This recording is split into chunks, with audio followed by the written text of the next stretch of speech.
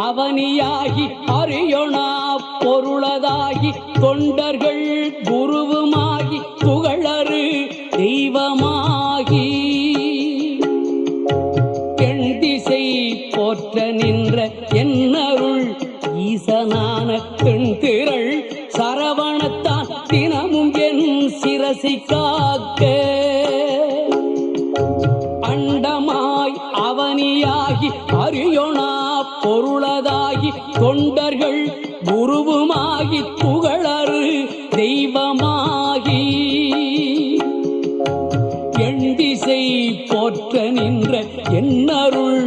ஈசனான தென்திரள் சரவணத்தால் தினமும் என் சிரசை காக்க